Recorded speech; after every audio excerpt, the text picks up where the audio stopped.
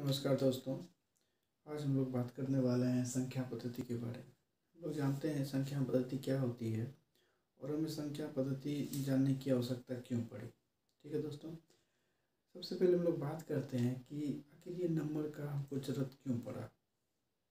ठीक है, तो जब मैथमेटिक्स का डेवलपमेंट हो रहा था तो उस समय वैज्ञानिकों को धीरे धीरे नंबर की आवश्यकता बढ़ते गई और जिसको पूरा करने के लिए हमें इतने सारे नंबर्स को आज के डेट में जानना बेहद ही ज़रूरी है। ठीक है, तो हम लोग शुरुआत करते हैं सबसे पहले संख्या पद्धति के बारे में। तो संख्या पद्धति में आपको दो तरह की संख्याएं होती है मेनली। ठीक है, एक है वास्तविक संख्या, दूसरा होता है काल्पनिक संख्या। वास्तविक संख्या क्या होता है दोस्तों? रियल नंबर्स, अंग्रेजी में इसको रियल नंबर्स बोलते हैं। मतलब रियल का मतलब तो वास्तविक, जितनी भी वास्तविक संख्याएं ये आप देख सकते हैं परिमेय, अपरिमेय, मतलब जो भी आप नाम जानते हैं, ठीक है, वो सारी संख्याएं क्या होती है आपके वास्तविक संख्या के ही अंदर में आते हैं। ठीक है, और दूसरा संख्या है अपने पास काल्पनिक संख्या। काल्पनिक संख्या, इसके बारे में हम लोग थोड़ा सा भी जान लेते हैं काल्पनिक संख्या क्या होती है। अब सपोज हमारे पास कुछ इस तरह के नंबर अगर आ जाते हैं जैसे x = -2। ठीक है, तो हमको यहाँ पे x का अगर वैल्यू चाहिए तो हम लोग को क्या करना पड़ेगा, x = √2। अब हमने आज तक तो देखा ही नहीं कि भाई रूट के अंदर में माइनस भी आ सकता है, लेकिन यहाँ पे क्वेश्चन दिया तो ये आ गया है। अब ऐसी संख्या का सॉल्यूशंस के लिए, ठीक है, हम लोगों को काल्पनिक संख्या की मदद लेनी पड़ी। तो इसमें क्या होता है कि जो रूट के अंदर में -1 होता है, इसको हम लोग आइटा से रिप्रेजेंट कर देते हैं उसको। वास्तविक संख्या में हम लोग बाद में इस चार्ट को समझेंगे, पहले एक एक करके सबके बारे में जान लेते हैं। प्राकृतिक संख्या क्या है, जिसको हम लोग अंग्रेजी में नेचुरल नंबर कहते हैं। प्राकृतिक संख्या का मतलब होता है, जैसे नाम से ही कह रहा है कि भाई नेचुरल। ठीक है, मतलब जब हम लोग पैदा होते हैं या हुए, ठीक है, तो हम लोग मतलब शुरू में जब हम लोग को गिनती सिखाया जाता है ऐसे 1 2 3 4, ये सारे क्या हैं, ये सारे नेचुरल नंबर्स हैं। मतलब जब हम जन्म लेते हैं तो उस समय के बाद जो संख्या हम लोग एक तरह से गिनती के रूप में हम लोग गिनते हैं, ठीक है, तो सारी संख्या क्या हो जाती है, नेचुरल नंबर। ये एक से शुरू होकर के 1 2 3 4 5 6, ये आप जहाँ तक गिन सकते हैं वहाँ तक आप जा सकते हैं, ये सारे क्या कहलाएंगे, नेचुरल नंबर्स। अब जब नेचुरल नंबर्स की बात हो गई है तो फिर कुछ दिन के बाद साइंटिस्ट को ऐसा लगा ना कि भाई नेचुरल नंबर से काम नहीं चलने वाला है, हमको एक और नंबर की आवश्यकता पड़ गई, जिसका था नाम जीरो। ठीक है, जीरो का यूज कहाँ पे आना शुरू हुआ, जब पुराने ज़माने में जो है ना संख्या को बड़ा संख्या दिखाने के लिए हम लोग जीरो का जनरली यूज करते थे उस समय।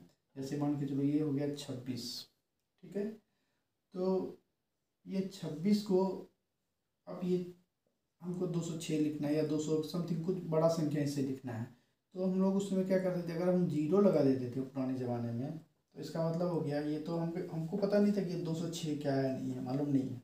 लेकिन अगर इसके बीच में एक जीरो अगर लग गया तो ये ऑटोमेटिक पुराने ज़माने के लोगों को जो हुआ करते थे, ठीक है, तो उन लोगों को ये पता चल जाता कि ये संख्या जो है इस संख्या से बड़ी है।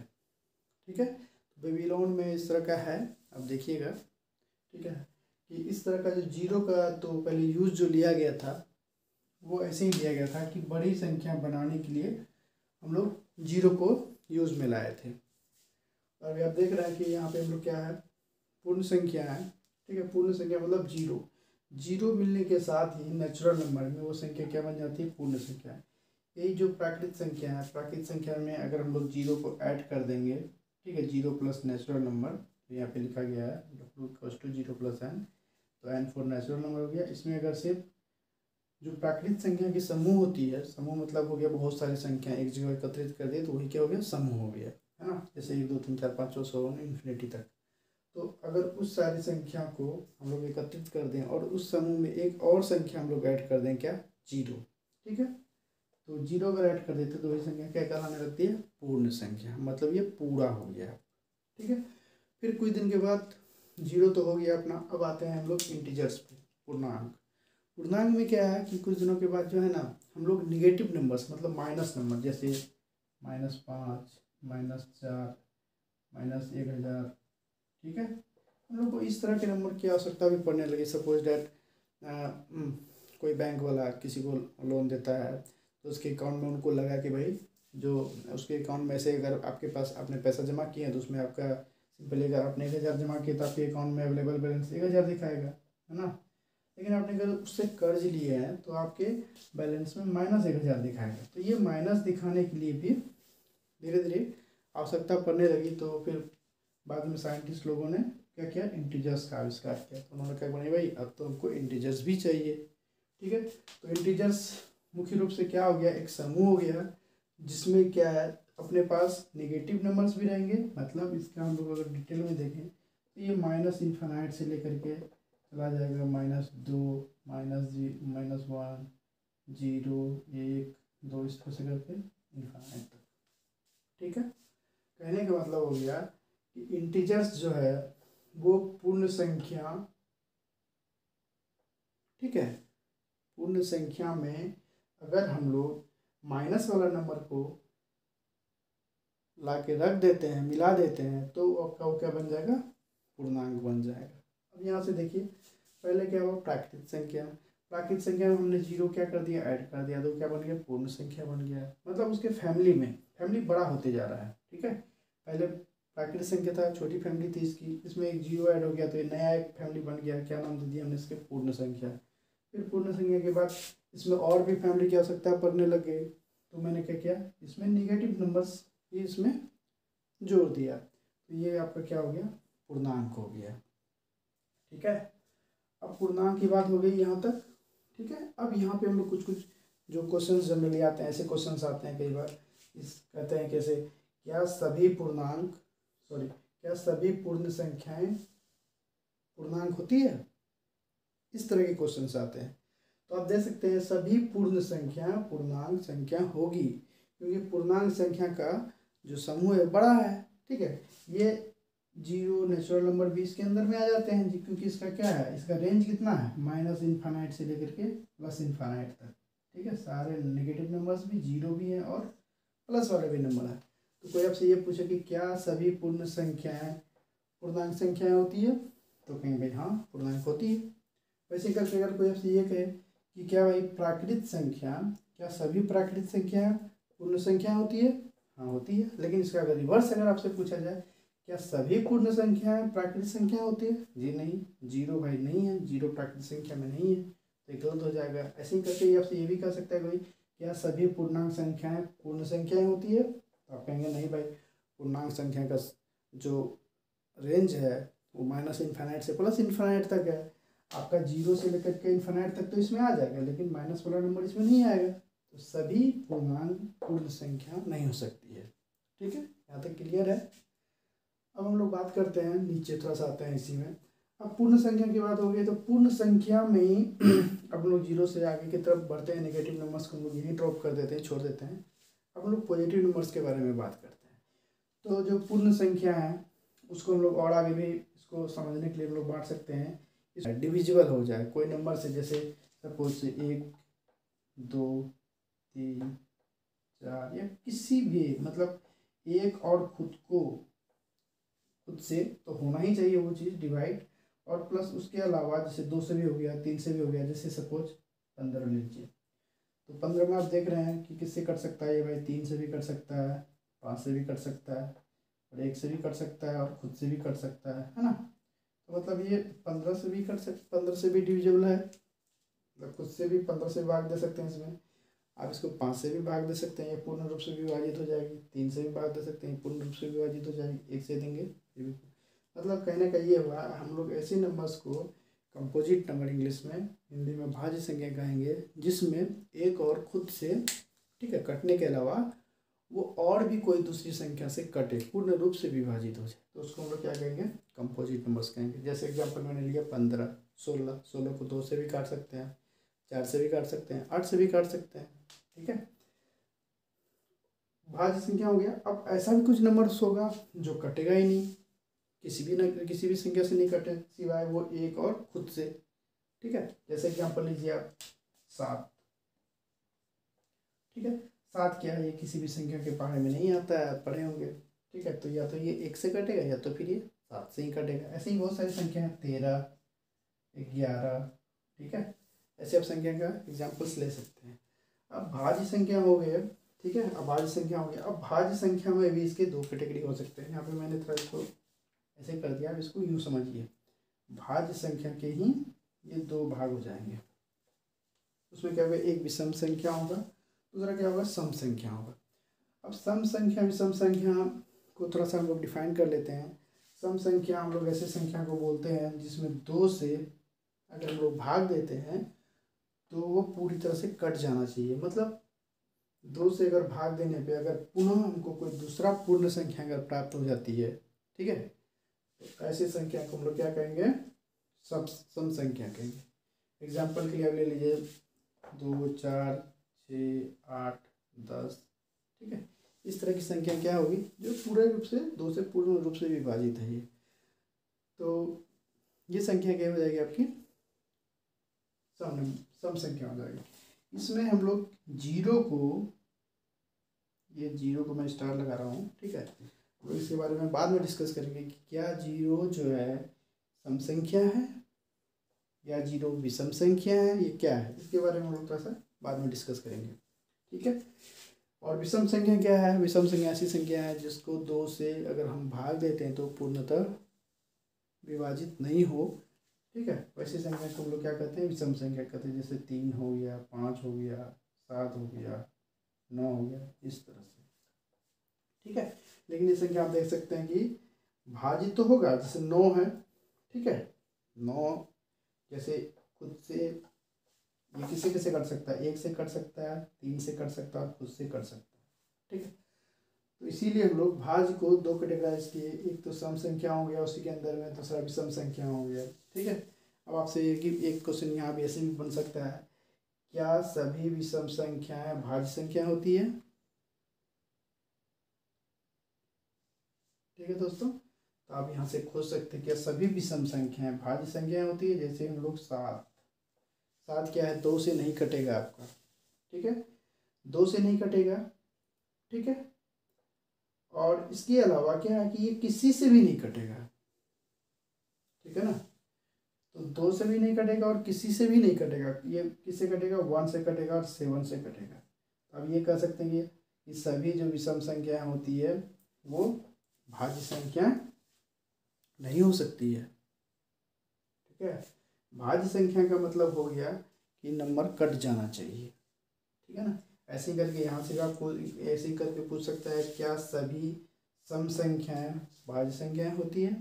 जी हाँ, हो जाएगा आपका। 2, 4, 6, 8 देख सकते हैं आप, ये 2 तो कट ही रहा है, 4 2 से कट जाएगा, 6 3 से कट जाएगा, 8 4 से कट जाएगा, 5 10 5 से कट जाएगा, ठीक है। तो ये सारी संख्या क्या हो जाएगी, कंपोजिट नंबर्स में आ जाएंगे, समझ गया ना। अभाज्य संख्या क्या होता है आपको बता चुके हैं, इस तरह का, ठीक है ना, जो संख्या खुद से कटे और या तो 1 से कटे। होता है ना, कुछ लोग ऐसे होते हैं कि अपने आप में दिखा भी होगा गांव समाज में, कुछ लोग ऐसे होते हैं कि भाई मैं तो कटूंगा तो खुद से ही कटूंगा, नहीं तो मेरे को कोई कुछ कर नहीं सकता। मतलब वो बिल्कुल वैसे वाले होते हैं, ठीक है। तो संख्या में भी वही चीज़ है, ठीक है ना। कहता है कि मुझको कोई मार नहीं सकता है, ठीक है, मरूंगा तो मैं खुद से ही मरूंगा, नहीं तो कोई नहीं मार सकता। एक, ठीक है, एक तो ब्रह्मा है समझिए आप, वो किसी को भी मार सकता है, ठीक है। 1 से हर नंबर डिवाइड हो सकता है, क्योंकि आप कोई भी नंबर ले लीजिए उसमें एक तो कॉमन एक फैक्टर रहेगा ही रहेगा। जिससे हम लोग 2 ले लेते हैं, 2 को भी हम लोग क्या करते हैं 1 गुना 2 लिख सकते हैं, तो एक तो हमेशा फैक्टर इसमें प्रेजेंट रहेगा। 3 ले लीजिए, 4 ले लीजिए, 4 में भी क्या है, एक तो हमेशा आपका फैक्टर रहेगा। मतलब एक तो आपका समझिए ब्रह्मा है, ठीक है, वो हर नंबर में ही पाया जाएगा, समझ गया ना, क्लियर है। अब यहाँ पे हम लोग इसको समाप्त करने की कोशिश कर रहे हैं, आते हैं वास्तविक संख्या पे, ठीक है। तो यहाँ से एक तरह से आप यहाँ से आप इसको हम लोग नीचे से ऊपर की तरफ जाते हैं, ठीक है। तो परिमेय संख्या को हम डिफाइन करते हैं। परिमेय संख्या क्या है, ठीक है, मतलब ऐसी संख्या है जिसको हमको p/q के रूप में लिखना पड़े, ठीक है। और जहाँ q क्या हो, q को हम लोग 0 नहीं ले सकते हैं, ठीक है। मतलब क्या कि सपोज धीरे धीरे नंबर्स का जैसे ही हम लोग प्राकृतिक पूर्ण इंटीजर्स ये सब पढ़े, ठीक है, अब धीरे धीरे नंबर की आवश्यकता और बढ़ने लगे। अब भाई जैसे कह दिया क्या कि भाई 2 सेब है, ठीक है, और 3 लोगों में बांटना है, कैसे बांटोगे, तो भाग करना है, ठीक है। तो हम लोग क्या किए, 2 सेब को 3 लोगों में भाग कर दिए। अब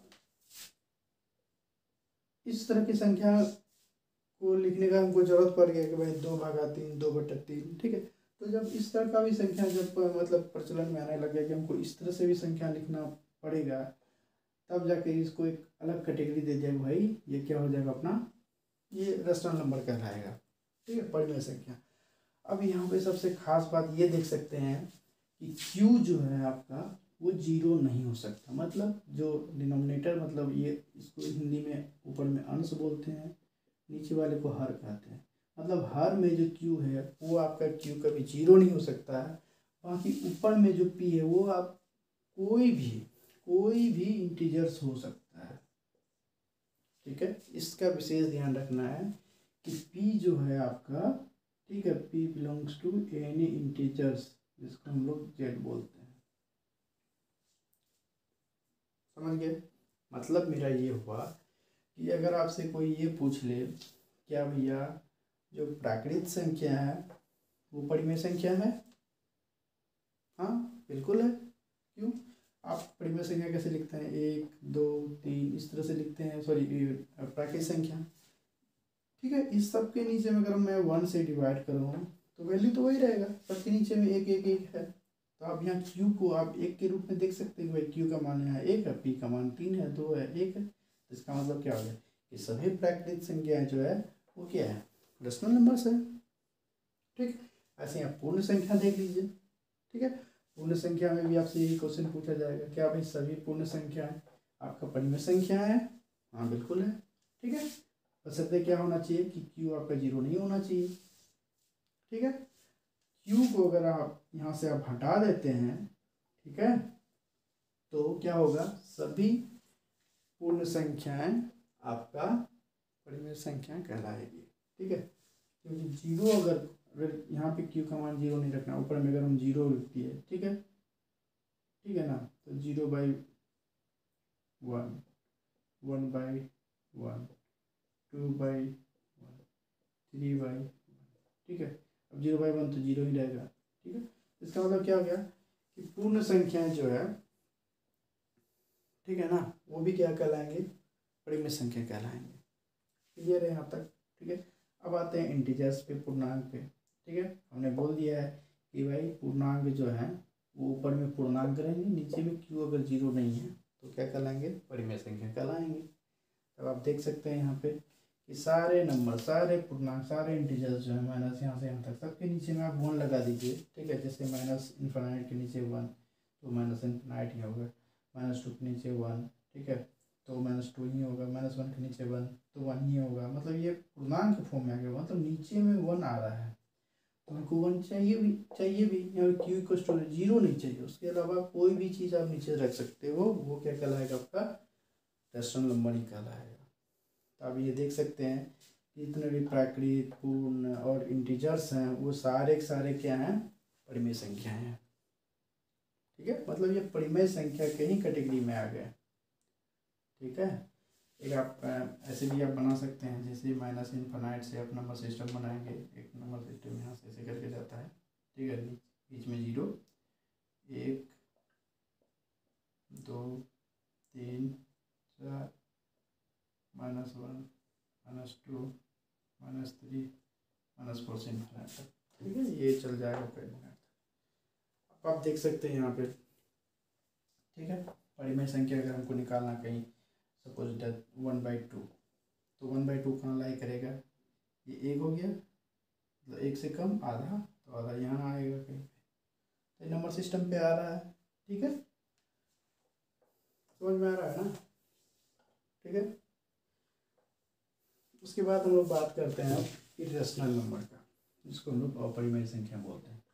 अपरिमेय संख्या का मतलब ऐसे संख्या होगा जिसको हम लोग P/Q के फॉर्म में नहीं लिख सकते हैं, ठीक है, जिसको हम लोग P/Q के फॉर्मेट में नहीं लिख सकते हैं, ठीक। तो ऐसी संख्या को क्या कहेंगे हम लोग, अपरिमेय संख्या कहेंगे, ठीक है।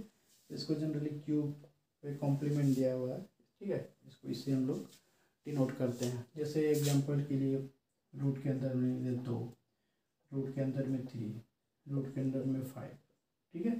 तो ये सारे क्या है, इरेशनल नंबर है। पाई, ठीक है, ये भी आपका क्या है, अपरिमेय संख्या है, ठीक है। आई होप कि यहाँ तक आपको समझ में आ रहा होगा। एक बार हम लोग फिर से इसको देखते हैं क्या है प्राकृत संख्या, ठीक है। प्राकृत संख्या ऐसी संख्या है जिसकी गिनती से है, मतलब हम लोग बचपन से जिसकी गिनती शुरुआत मतलब शुरू करते हैं, वही क्या हो जाता है आपका नेचुरल नंबर से हो जाता है। उसमें हमको फिर जीरो की आवश्यकता पड़ी थी, जीरो ऐड कर दिया तो पूर्ण संख्या हो गया। फिर जीरो होने के बाद फिर हमको और थोड़ा बड़ा फैमिली करना था, क्योंकि कोई माइनस वाले नंबर भी हमको चाहिए थे, ठीक है। बैंकिंग सिस्टम वगैरह बहुत सारा, किसी को मैंने कर दिया उधारी दिया लिखने के लिए, भाई मैंने इसको इतना रुपये, तो उसको लिखेंगे क्या, माइनस लगा दिए, माइनस लगा के मैंने भाई आपको इतना रुपये माइनस आपके पास माइनस में है, ठीक है। तो ये हो गया। उसके बाद कुछ मैंने आपको बताया एग्जाम्पल लेकर के, भाई से 2 सेब था, उसको 3 आदमी में बांटा था, तो उसको हम लोग मैथमेटिकल फॉर्म में कैसे लिखेंगे, तो इस तरह से हमको लिखना पड़ा 2/3। तो इसको हम लोग क्या दे दिए, रेशनल नंबर के फॉर्म में दे दिए कि भाई ये रेशनल नंबर कहलाएगा, ठीक है। उसके बाद भी कुछ नंबर्स की और आवश्यकता पड़ गई हमारे पास, जैसे √5 हो गया, √2 हो गया, √3 हो गया। जब मैथमेटिक्स के कैलकुलेशन में ऐसी संख्या आने लगी, तो फिर हम लोग इसको अलग से कैटेगरी कर दें, भाई ये सारे क्या हो जाएंगे, अपरिमेय संख्या हैं, जिसको हम लोग P/Q के फॉर्मेट में नहीं लिख सकते हैं, ठीक है, जहाँ Q ≠ 0 है, ठीक है। अब 2 संख्या है, एक होता है सअभाज्य संख्या, ठीक है। सअभाज्य संख्या क्या है कि ऐसे युग्मों का पेयर, मतलब ऐसे संख्याओं का पेयर, मतलब युग्म, ठीक है, जिसमें 2 अभाज्य संख्या हो जाए। जैसे हो जाएगा 7 और 11, ये अगर युग्म बन जाए, मतलब एक पेयर बन जाए, तो ये क्या हो जाएगा, ये सअभाज्य संख्या कहलाएगा। क्यों, क्योंकि इसमें जो है, इसमें भी दोनों के बीच में 1 ही कॉमन फैक्टर है, ठीक है। इसमें भी 1 आप निकाल सकते हैं, इसमें भी 1 आप निकाल सकते हैं, ठीक है। इसके अलावा इसका कोई दूसरा आपका कॉमन फैक्टर है ही नहीं। मतलब आप ये कह सकते हैं कि अभाज्य संख्याओं का ऐसा युग्म, ठीक है, अभाज्य संख्या है, ठीक है ना, जिसका महत्तम समावर्तक भी आप कह सकते हैं मौसौ आपका 1 निकले, मतलब तो वैसी संख्याओं को आप क्या कर सकते हैं, सहभाज्य संख्या, मतलब को प्राइम नंबर कर सकते हैं, ठीक है दोस्तों। आई होप कि यहाँ तक आपको समझ में आ गया है। अब यहाँ से थोड़ा सा और हम लोग आगे चलेंगे, परिमेय और अपरिमेय संख्याएं का, ठीक है, जो कक्षा 10 क्लास में इसी पे ज़्यादा क्वेश्चंस हैं, ठीक है, कि इसका निरूपण, जो दशमलव निरूपण होता है, वो कैसे हम लोग करते हैं, कैसे हम लोग आइडेंटिफाई करते हैं कि भाई ये संख्या आपका परिमेय संख्या या अपरिमेय संख्या। जैसे मैं आपको एग्जांपल दूँ, अगर हम लोग बात कर रहे हैं,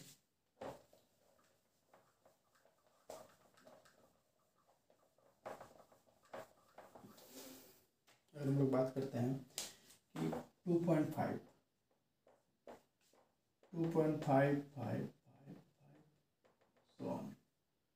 ठीक है, एक हो जाएगा आपका 2.43214965, इस तरह का, ठीक है। तो अब इस तरह की संख्या को, अब यहाँ तक तो हम लोग समझ में आ गया कि भाई परिमेय संख्या इसको, अपरिमेय संख्या इसको ऐसे बोलते हैं, ठीक है। लेकिन जब हमारे पास इस तरह का दशमलव के साथ में आ जाए, तब हम लोग उसको कैसे आइडेंटिफाई करेंगे, ठीक है, कि वो संख्या मेरा परिमेय संख्या है या अपरिमेय संख्या है, ठीक है। तो इसमें हम लोग क्या करते हैं कि परिमेय संख्या जो होता है, इसका दशमलव निरूपण 2 तरह से होता है। एक होता है शांत, दूसरा होता है अशांत।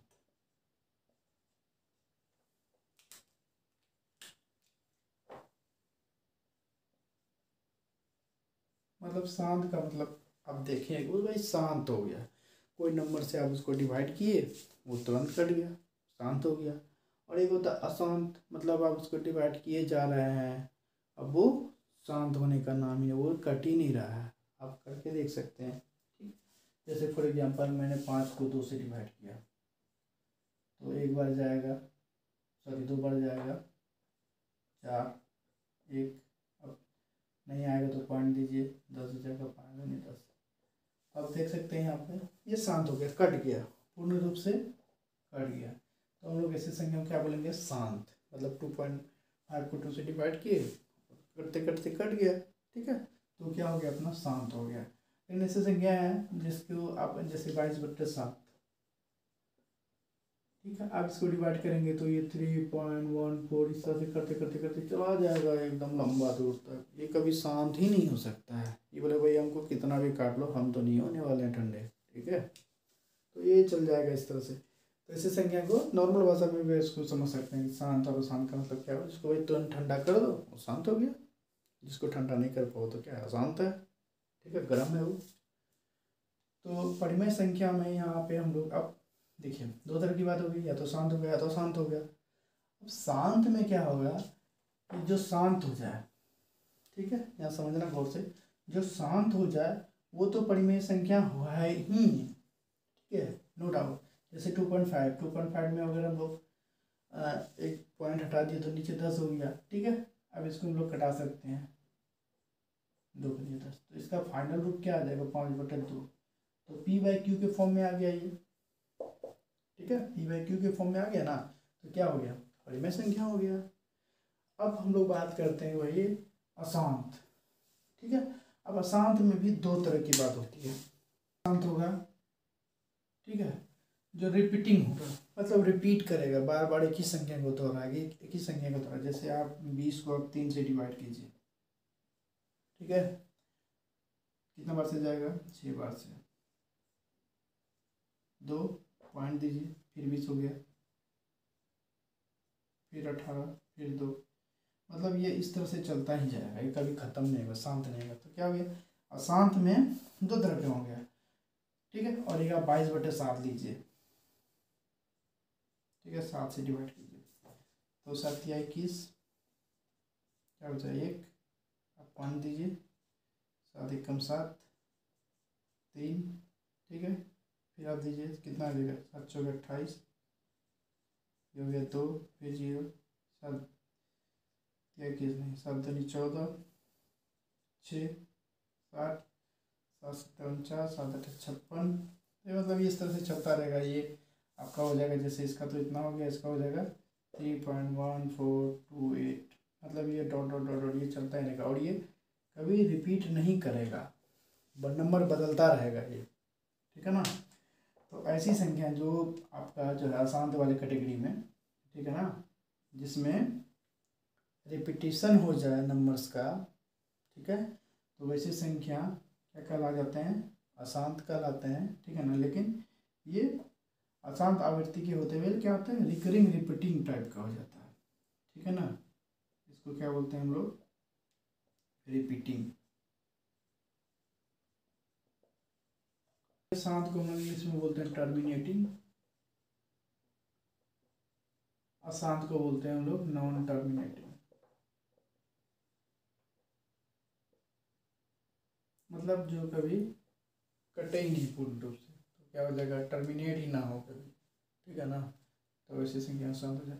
और साथ में आपको बताया कि ये रिपीटिंग मतलब रिकरिंग टाइप का, जो बार बार आए तो उसको क्या बोलते हैं, रिकरिंग, ठीक है। और एक होता है जो आए ही नहीं, ये हो जाएगा आपका नॉन रिकरिंग।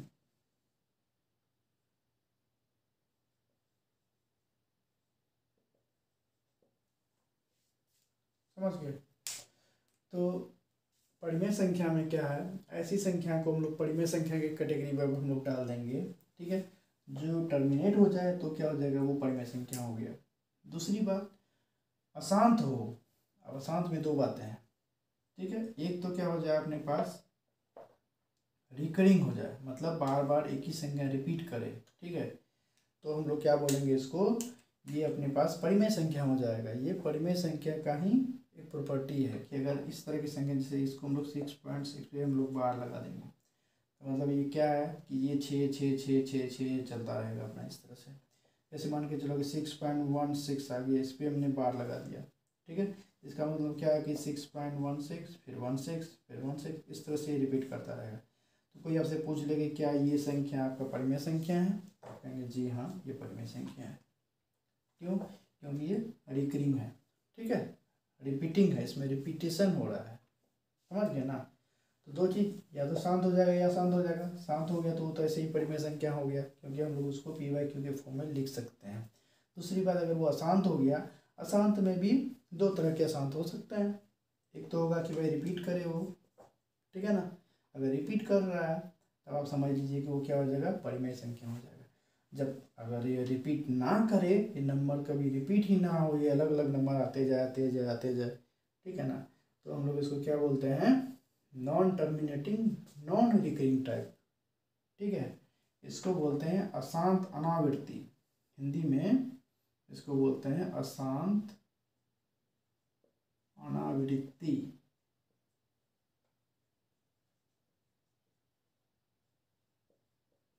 ठीक है। जब अशांत अनावृत्ति टाइप का हो जाएगा, मतलब शांत तो होगा ही नहीं, ठीक है, और वो नंबर भी आगे बदलते जाएगा भाई, कभी एक आ रहा है, कभी दो आ रहा है, कभी तीन आ रहा है, कभी चार आ रहा है, मतलब इस तरह से चेंज होते रहेगा।